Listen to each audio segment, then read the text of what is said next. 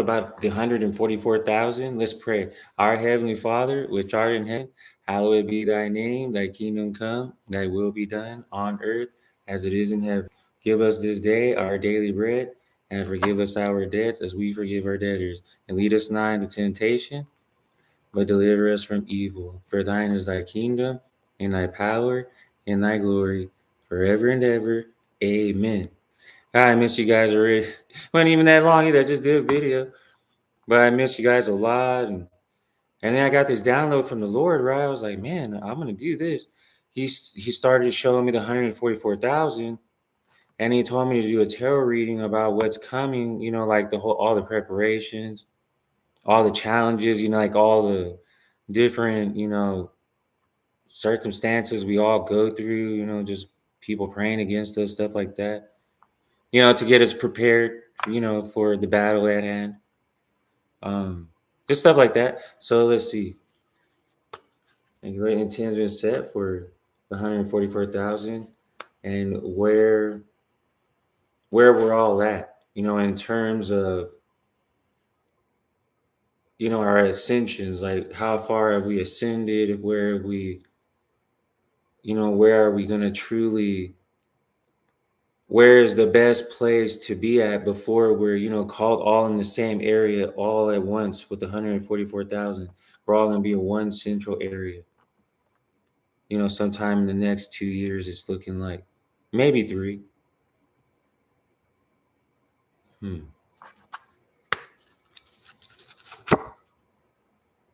So the Knight of Pentacles in reverse. More clarification on that, please.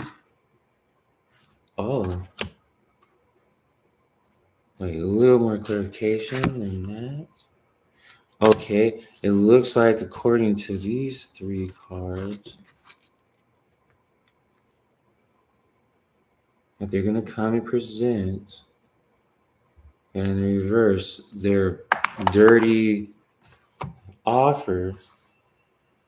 They're going to be real deceptive about it. You're going to be, and this looks like government officials, like people at work to bring down earth angels. They know that we have different intuitive powers and psychics, and we just can do things that other people just can't do. Let's just put it that way. So they watch us to try to control us, but they know they can't.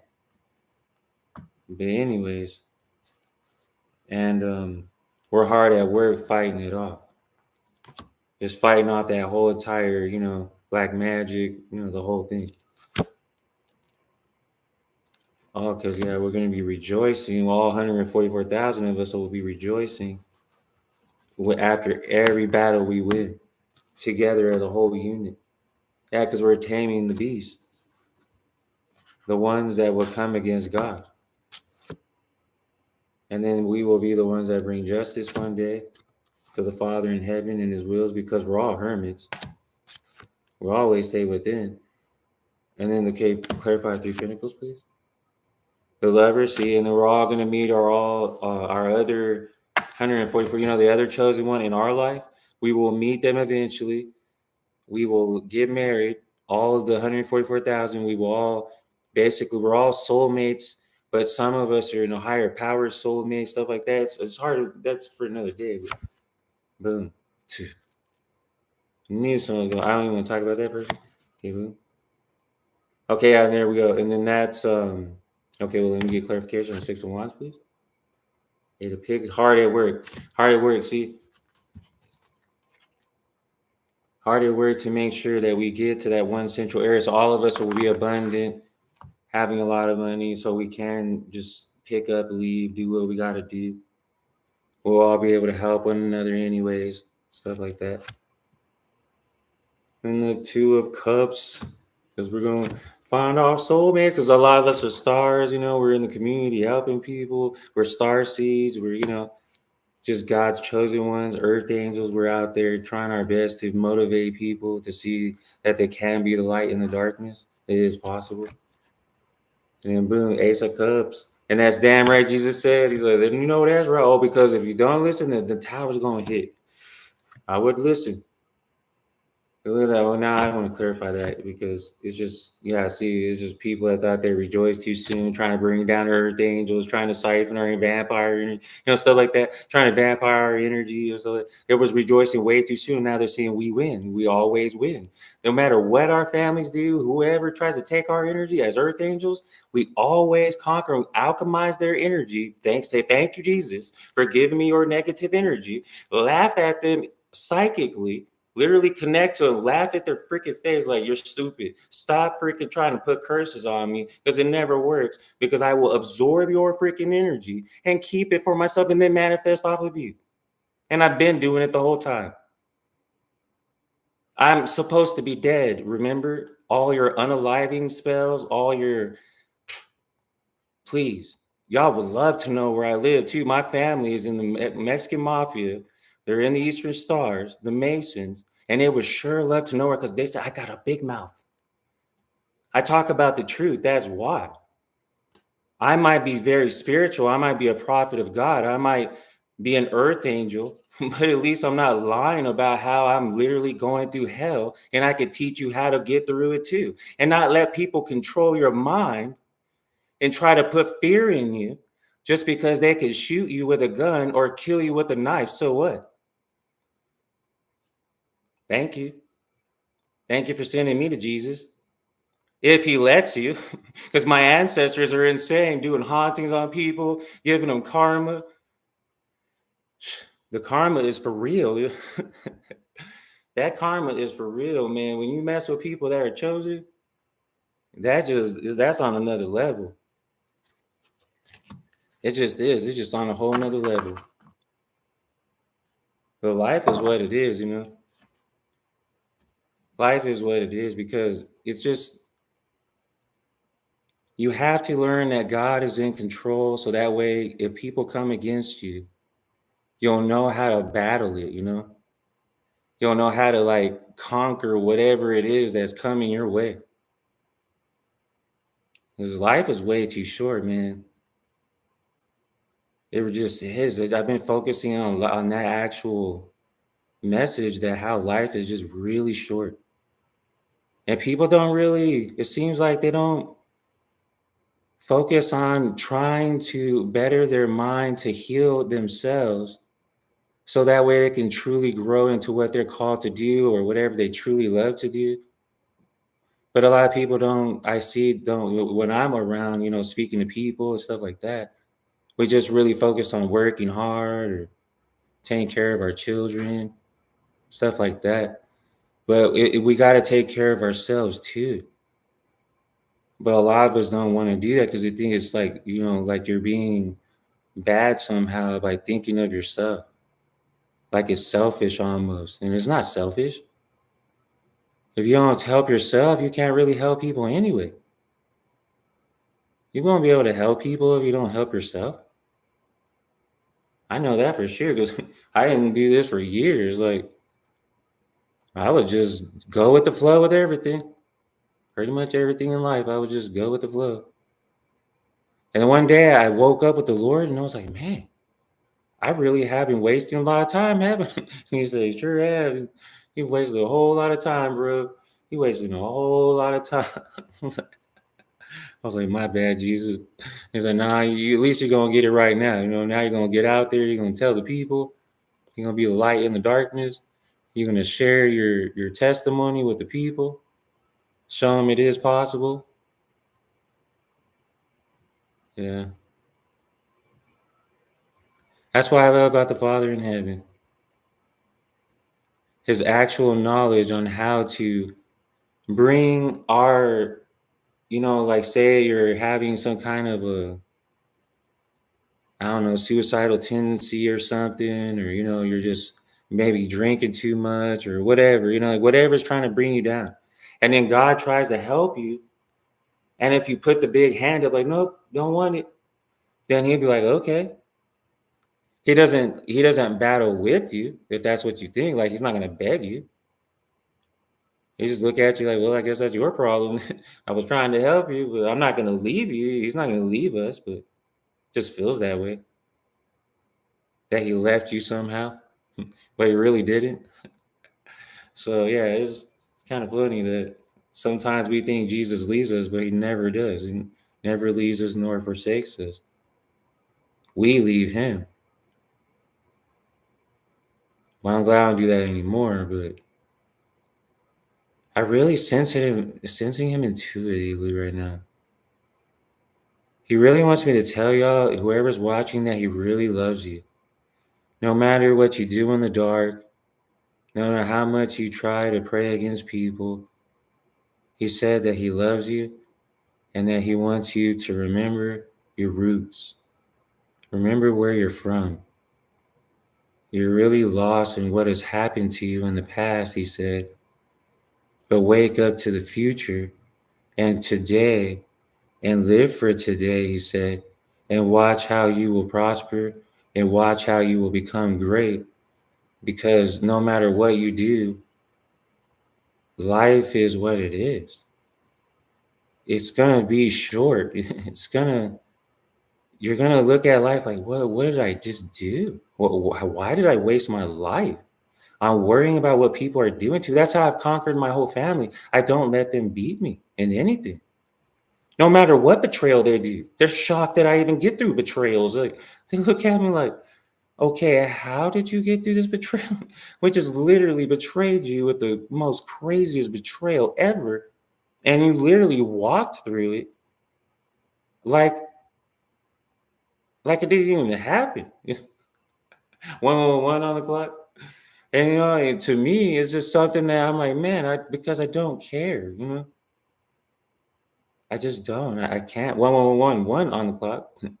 I just don't care anymore about how people have plans to betray me, to kill me, to hurt me. I don't. Who cares? I'm gonna keep speaking the truth. Even if they do gang stalk me and lie about me and do all the stuff that they always do. There's nothing new about that. There's nothing new about what they do to me in the dark. There isn't. But I've been learning the hard way that I'm gonna still, meaning that I sometimes go, man, well, wow. Well, why do y'all care what I'm doing anyways? It kind of blows my mind. Like I'm sitting there, I don't even think about them ever like that. I don't even think about them. But yet they're always thinking about how to shut me down, lie about me, you know, lie about me in court, saying I'm crazy and this and that. And it blows my mind. I literally don't even think about these people. When people treat you the way they have treated you, you don't think about people like that. You just don't. I don't. That's why they freaking are tripping out. They don't feel my energy. They're like, dude, like this is weird. I don't feel his energy. It's like we're dead. It's like we died. I can see what they're telling each other. Like, dude, do you feel his energy anymore? Like, no. Do you? No. It's like we died or something, huh? Like, not really. I forgive all of you. It's just, man, y'all never gave me any energy back. It's your turn to show some energy. You know what I'm saying? Your turn to show some energy in this piece. Because my energy is going to come with a price. Look, as soon as I get mine, it's going to be 10K attached to that transaction. Like, is he charging us that? Three, okay, I thought there was three threes. My bad. Yeah, you're gonna be like charging us for energy now. And look, yeah, you've siphoned enough of it. I should have been charging from the beginning. You're like, damn. All types of exes, sitting there vampiring my energy and didn't even know. I didn't even know that was a thing until 3 months ago. I mean, I've always been intuitive. I've always had psychic abilities for years, but I truly didn't know that people could actually siphon and transmute and take your energy in the astral world through divination and stuff like that. And literally take your energy by fighting with you, and love bombing you. I love you now, but then they hate you later, type thing, and then they leave you and take your energy to someone else. But yet they can manifest off of it. They can manifest their whole entire life off of it. So I don't know, man. I thought that wasn't too cool, so I was like, nope, not cool. So once I figured that out, I put my boundaries up, and those are some secure boundaries, man. If I don't want you in my energy, you will not be in my energy. And they always think they can cloak too. And with their monitoring spirits, like I don't know about that. Like I always can find a way. We gonna Palo Santos, dude. My spirit put salt all around me, boy. I just keep up on it. You know what I mean? Like you can't let these people win, man. They're always trying to find some kind of avenue. They always think they're winning too until they lose. They always have that little moment like, but he escaped. Like, how did he escape again? No, look, they're just about to win that thing, and then boom, they get hit in the gut. They're like, dang it, this dude just got away again. He's like, Jesus is making me laugh with that because he's the one that lets me escape, man. Jesus pops in, and also Archangel Michael, my angels in heaven, and all my ancestors. Of course, my whole spiritual team helps me to get through this kind of stuff. But it's when I call Yeshua Jireh, you don't need no one else after that. Anyways, I'm sorry, but no, I'm not even sorry. I'm tell it like it is. You just call on Jesus, boom, he's there. I mean, if you know him like I do, I must put that in there too. I mean, sometimes people just can't just can't be calling on Jesus like that, expect him to show up that way. But I forgot about that part. But because I earned that. Shit took a lot of time. That wasn't an overnight thing. I had that proved basically pass test and then basically rank up in the ethers and gain notoriety in how people say clout or whatever, clout in the heavenlies. People want clout here on earth. I'd rather have it in the heavenlies, boy. Get your little clout here on earth, dude. That's all gonna die out. If you want some real clout, you need to go into the heavenlies with all that, boy. For real. That's where it really is. Just hanging out, just, up in the heavenlies with all the other beautiful deities and, the different colors that's up there in the ethers, so beautiful, and portals to other, dimensions and other ways of thinking, more, broad sense of how to expand on what we know as of now, but expand more onto what we already know.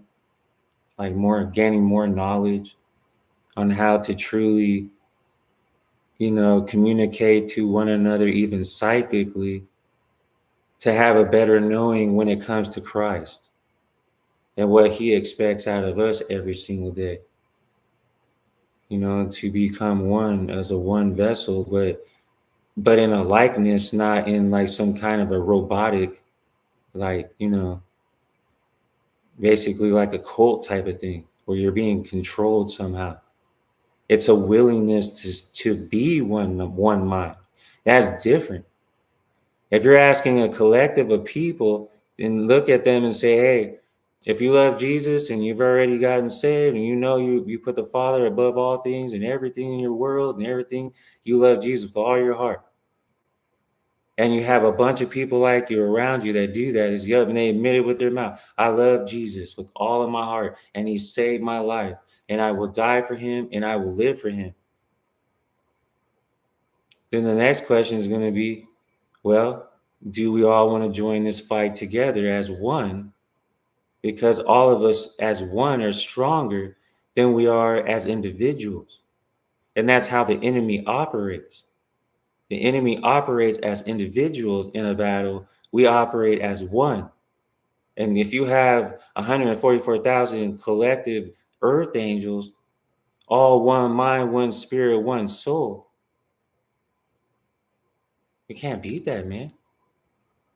And that's not even saying all the angels of heaven joining in yet, and all the archangels like Archangel Michael and all Gabriel, Megatron, Ariel, all the angels of heaven, and the ancestors, and and all the deities that love us, and Mother Gaia, and all, man, y'all gonna be.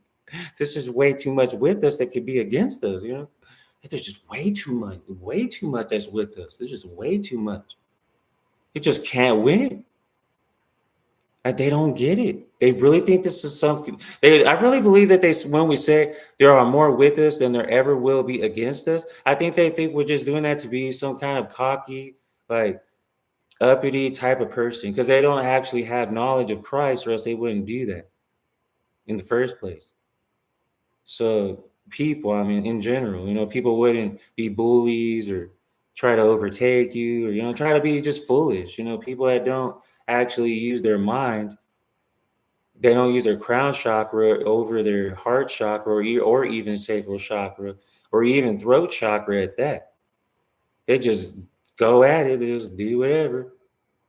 And then that's not what God has called us to do. He has called us to be people be receptive, to have a frequency open from here, your vessel, to the heavenlies, to the Father in heaven, Yeshua Jireh, and the Father in heaven, and all of the ether beings, as I would like to, ether beings. But people don't truly do that. They just say, no, you know what?